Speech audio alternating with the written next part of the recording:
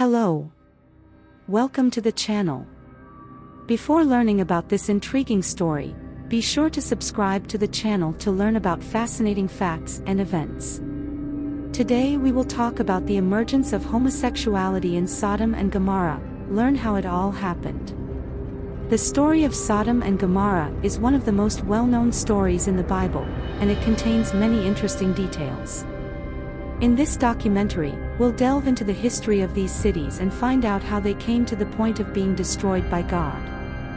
To understand the story of Sodom and Gomorrah, we must first understand the historical context. The two cities were located in the region of Mesopotamia, in the current territory of Israel. At that time, cities were ruled by kings and the economy was based mainly on agriculture and trade. Sodom and Gomorrah were known to be extremely sinful cities. The Bible reports that the inhabitants of these cities were proud, arrogant, and practiced many forms of immorality. The biblical text especially highlights the practice of homosexuality and sex, which were widespread. God then decided to send two angels to the city of Sodom to see if the situation was as bad as it looked.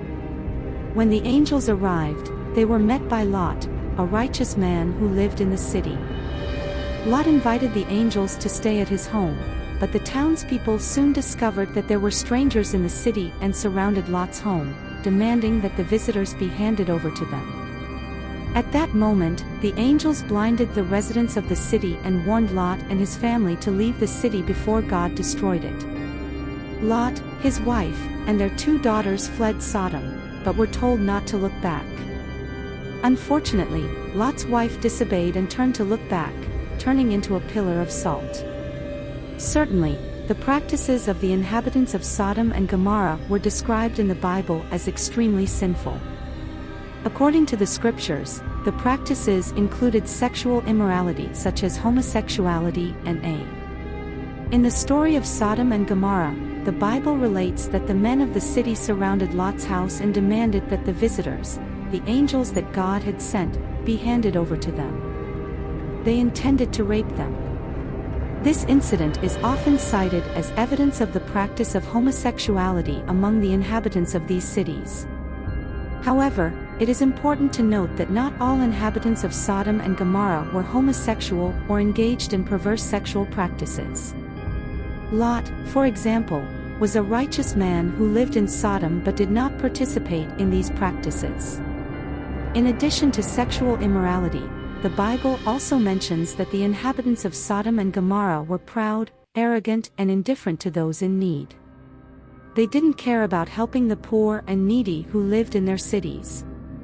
The practices of the inhabitants of Sodom and Gomorrah were seen as so evil that God decided to destroy the entire cities.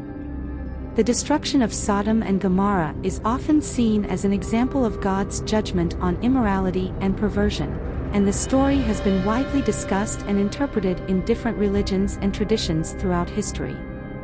God then destroyed Sodom and Gomorrah with fire and brimstone, leaving both cities in ruins. The Bible reports that the destruction was so great that nothing grew in that region for many years. The story of Sodom and Gomorrah is remembered as an example of how immorality and perversion can lead to destruction. It is also a story of how God's justice can prevail over evil. We hope this documentary has been informative and enlightening about this fascinating story. What do you think? Leave your comment, and until the next video.